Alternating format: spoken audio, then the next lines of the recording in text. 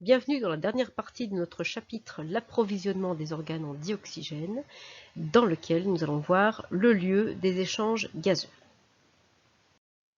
Souvenez-vous, nous avions vu précédemment que les organes utilisaient du dioxygène pour fabriquer leur énergie, mais aussi donc du glucose et rejeter du dioxyde de carbone. Donc au niveau de l'organe, on voit, comme vous avez ici, des échanges avec le sang, d'abord des nutriments, dont l'origine, vous vous rappelez, et les aliments suite à leur digestion, et l'absorption se fait au niveau de l'intestin grêle, et aussi vous avez des échanges de gaz, le muscle prélève du dioxygène, rejette du dioxyde de carbone. Pourquoi? Parce que chaque cellule de ce muscle va respirer ou avoir un métabolisme. Ce métabolisme, qu'est-ce qu'il est? Il est là, dans la cellule, vous allez avoir l'utilisation du glucose et l'utilisation du dioxygène pour produire l'énergie nécessaire à la cellule pour fonctionner. Cette réaction chimique libère du dioxyde de carbone, mais de l'eau et aussi de la chaleur. Quelle était l'origine de ce dioxygène? C'était la question posée pour notre chapitre. Eh bien, il y a un lien avec notre respiration pulmonaire, notre ventilation, puisque nous inspirons et expirons, donc nous faisons des mouvements d'air pour faire rentrer l'air dans l'appareil respiratoire et le faire ressortir. Nous avions vu que l'air inspiré avait une composition différente de l'air qui sortait de nos poumons, c'est-à-dire de l'air expiré. Quand on expire, l'air contient toujours 78% d'azote, mais il contient moins de dioxygène, plus de dioxyde de carbone, mais toujours autant de gaz rares. Donc ça veut dire qu'on a gardé du dioxygène et qu'on a rejeté du dioxyde de carbone. Un peu ce que le muscle fait avec le sang. On voit finalement qu'on se débarrasse de notre dioxyde de carbone, visiblement comme ça. Alors il faut maintenant rechercher dans la façon dont l'appareil respiratoire est fait pour comprendre comment ça fonctionne. Et bien nous avions vu que les poumons étaient des organes rosâtres, très légers, qui mettaient en contact à la fois l'air et le sang. Et au microscope optique, ce tissu pulmonaire, vous l'avez ici, montre des sphères creuses qu'on appelle des alvéoles. Donc là, vous en avez un contour, hein, voilà, une alvéole ici. Les points violets sont les noyaux des cellules de la paroi de l'alvéole et les points roses sont les vaisseaux sanguins, sont les globules rouges, donc les cellules sanguines qui sont dans les vaisseaux sanguins qu'on appelle des capillaires. Voilà. Le but de cette vidéo aujourd'hui est de savoir quels sont exactement les échanges qui se font entre l'air et le sang au niveau de ces alvéoles. Dans votre cahier, vous écrivez, donc dans cette partie-là, donc grand 1, les alvéoles pulmonaires, quelques caractéristiques, d'accord? Vous pouvez marquer aussi grand 3 si vous avez partie du principe que c'est la troisième et dernière partie du chapitre. Donc dans ce document 1, vous avez le schéma des alvéoles pulmonaires pour bien resituer tout ça. On est donc à l'extrémité des bronches et des bronchioles, d'accord? Donc l'air est arrivé par la trachée, ici, donc elle vient des voies aériennes supérieures, l'air est passé, si on parle de l'air inspiré, et arrive ensuite jusqu'aux alvéoles. Donc l'air arrive comme ça, l'air fait demi-tour dans les alvéoles et revient dans l'autre sens jusqu'à être évacué. Donc inspiration, expiration, en fait, tout se passe au niveau de l'alvéole qui est arrondi et vous avez l'air qui fait donc demi-tour. Entre-temps, elle a donc effectué des échanges gazeux. Ici la bronchiole, vous avez vu que la bronchiole est associée à deux vaisseaux sanguins. Il y a toujours, rappelez-vous dans la dissection, une bronchiole dont la paroi est très épaisse faite de cartilage. D'accord? Et à côté, vous avez associé donc une petite veine et une petite artère. Eh bien, vous l'avez ici, la vénule et l'artériole. D'accord? C'est valable quelle que soit la taille de la bronchiole. Donc il y a vraiment un lien entre le vaisseau sanguin et cet appareil respiratoire. La bronchiole aboutit à un sac alvéolaire qui est constitué donc de plusieurs alvéoles. Chaque alvéole, c'est une petite sphère, d'accord? Vous l'avez ici. Et autour, vous avez donc de nombreux capillaires sanguins qui emmènent, d'après le code couleur, soit du sang riche en dioxygène, donc qui sera de couleur rouge, d'après le schéma, indiqué en rouge dans ce schéma, et lorsque le sang est indiqué en bleu, ça veut dire qu'il sera riche en dioxyde de carbone.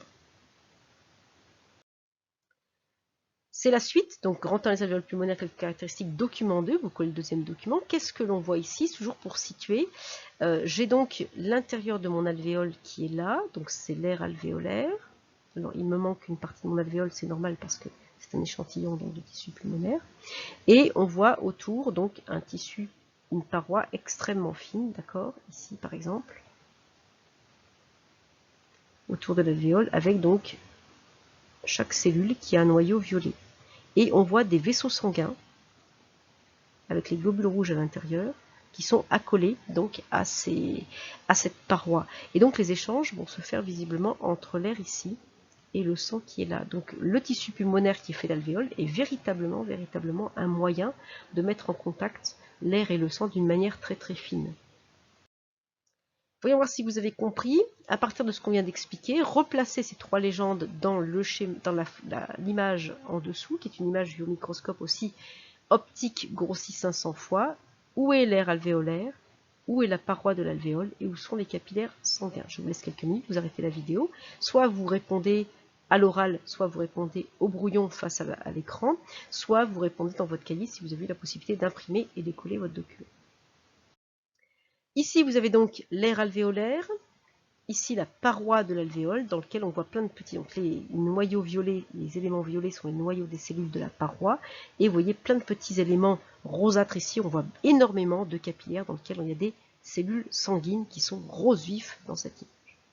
J'espère que vous avez réussi à légender votre document. Quelques caractéristiques sur les alvéoles, donc en chiffres cette fois. Pour un adulte, il y a environ 700 millions d'alvéoles dans les deux poumons, c'est absolument énorme. La paroi d'une alvéole est extrêmement fine puisqu'elle ne fait que 0,4 micromètres. Je vous rappelle que 1 micromètre c'est 0,001 mm. Que la surface entre l'air et le sang pour une alvéole est de 0,3 mm². Que la longueur des capillaires autour d'une alvéole est d'environ de 3 mm.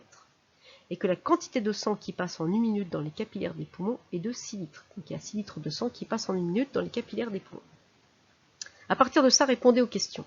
Donnez le nombre moyen d'alvéoles pour un seul poumon. D'accord? Donnez l'épaisseur de la paroi de l'alvéole, mais en millimètres. Vous l'avez en micromètres, je l'avais en millimètres. Trouvez le débit sanguin des capillaires, dans les capillaires des poumons en litres par minute, qui est la quantité de sang qui passe dans les poumons par minute. Et enfin, calculez la surface totale des alvéoles pour les deux poumons. D'accord? Alors, c'est pareil, même principe que tout à l'heure. Ne recopiez pas les questions, par contre, dans votre document. Voilà donc la réponse. D'après mon document, j'ai 700 millions d'alvéoles pour deux poumons, donc par poumon, j'en ai environ 350 millions, bien sûr.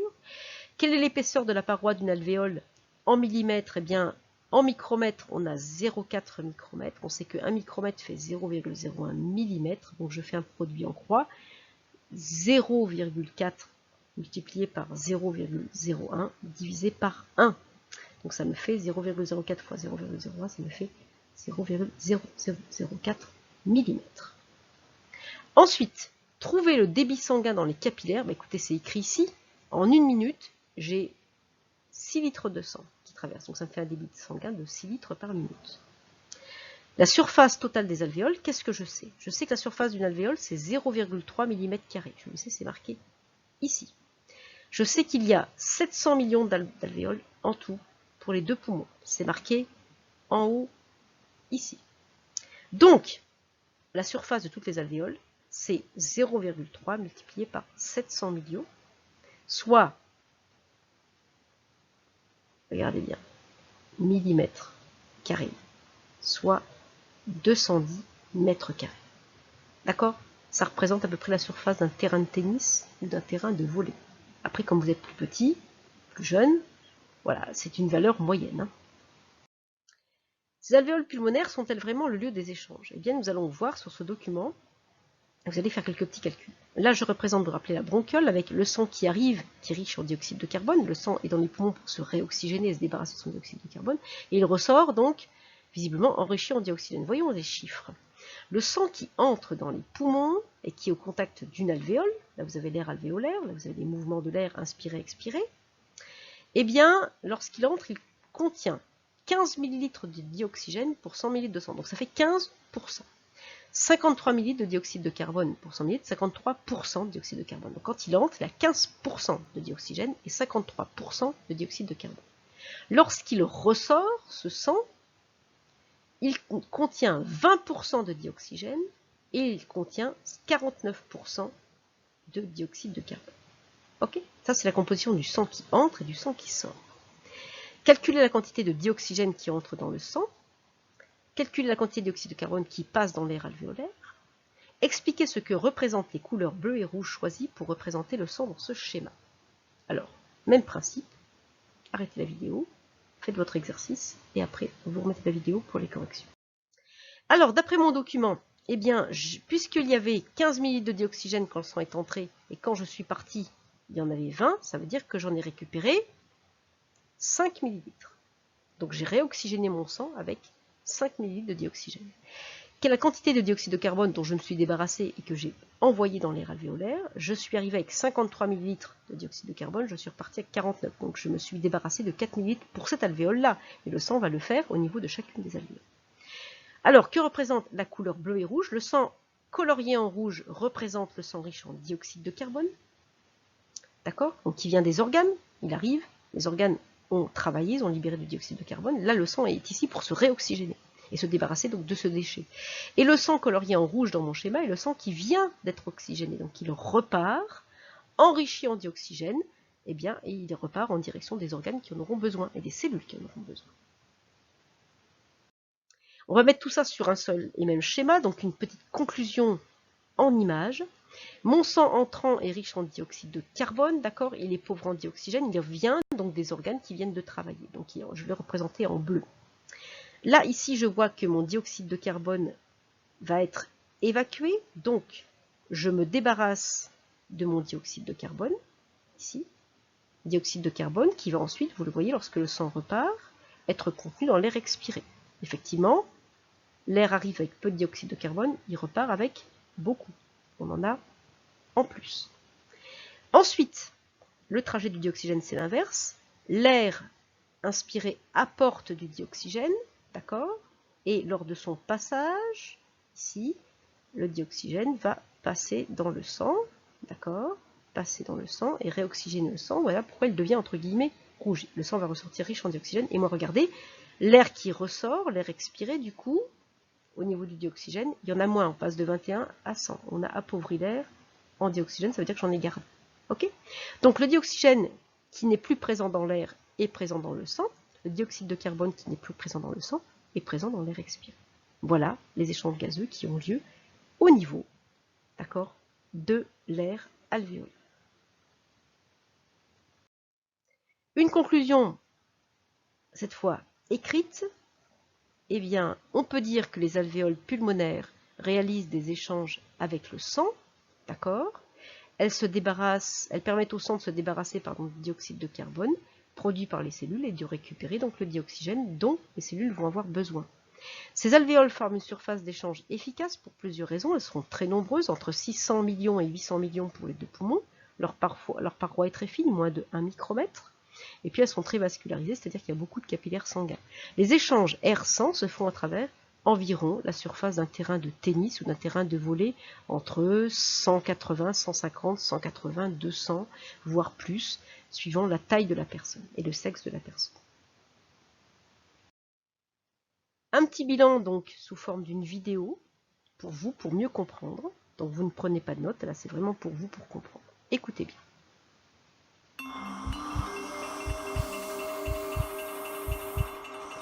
La fonction principale de l'appareil respiratoire est de fournir à l'organisme du dioxygène et de le débarrasser dans le même temps du dioxyde de carbone.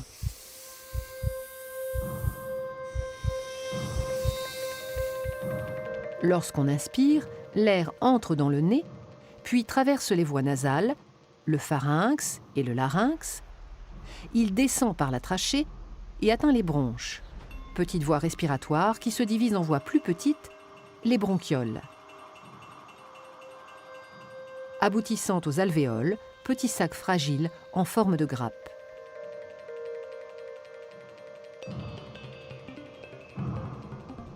L'air pénètre donc dans les poumons jusqu'au fond des alvéoles. Et c'est là que se produisent les échanges gazeux entre l'air et le sang. C'est-à-dire que le dioxygène quitte l'air pour passer dans le sang et le dioxyde de carbone s'échappe du sang pour être rejeté dans l'air. Il est ensuite expulsé dans l'atmosphère par l'expiration.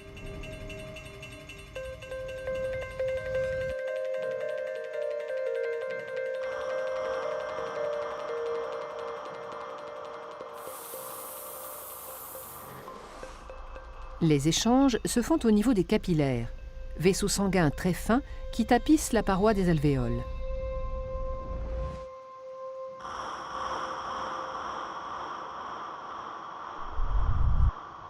Les alvéoles étant au nombre de 600 à 800 millions, la surface totale de contact entre l'air et le sang dans les poumons avoisine les 100 mètres carrés, soit l'équivalent de la surface d'un terrain de tennis. La grande taille de cette surface d'échange alvéolaire, richement vascularisée, augmente la quantité de dioxygène entrant dans le sang. Le sang, qui était pauvre en dioxygène à l'entrée des alvéoles, en ressort enrichi. Il quitte les poumons par la veine pulmonaire pour aller irriguer les différents organes du corps.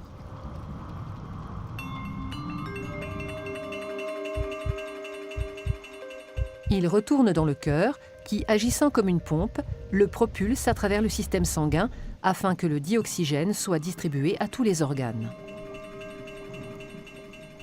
Et c'est au niveau des cellules des organes que s'opère l'échange inverse de celui des poumons. Le sang délivre le dioxygène nécessaire au métabolisme cellulaire. Sa consommation par la respiration cellulaire libère un déchet, le CO2, qui, récupéré par le sang, est reconduit aux alvéoles pulmonaires.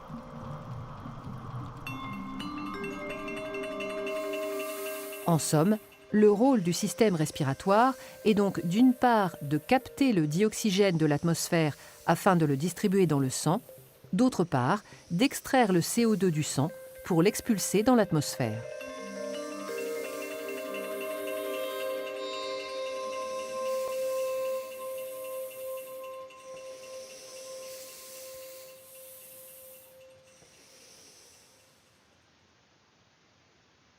Voilà donc pour ce bilan global pour le chapitre.